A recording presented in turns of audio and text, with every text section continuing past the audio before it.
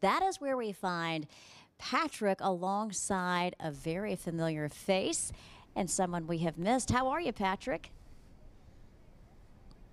I'm doing good, Beth. Doing even better because I have a familiar face here with me. Channel 10 alumna Kris Budden, now sideline reporter for SEC Network. She's doing the game tomorrow. Kris, good to have you back in town. Hey, good to be back. I will say, campus is gorgeous. It's been like 6 years since I lived here. It's most of the construction's complete. It's gorgeous out here now. Yeah, it's a lot different. This bridge, I don't think was even here the last time you were here. But doing the game tomorrow, what's a game day like for you on the sidelines? Game day is actually probably a lot easier than for you on a game day, because when the game's over, I'm done and you have to go back to the office.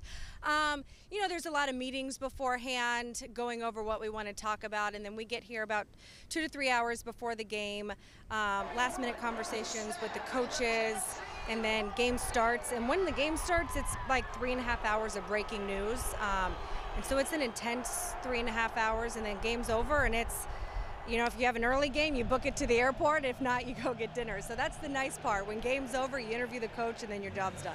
Are you running around a lot? Do you wear sneakers or what? I wear sneakers, and I also wear my Apple Watch just to track how much. Most I've done on a sideline is 9 miles. Wow, that's a lot. 9 miles in about a 3-4 hour game. Okay, so Tennessee, ETSU, what storylines are you following for the Vols? I'd like to see how Jarrett Garantano, where he's improved on from last week. I think there's such a big difference in knowing you're the starter and knowing that coach has your back.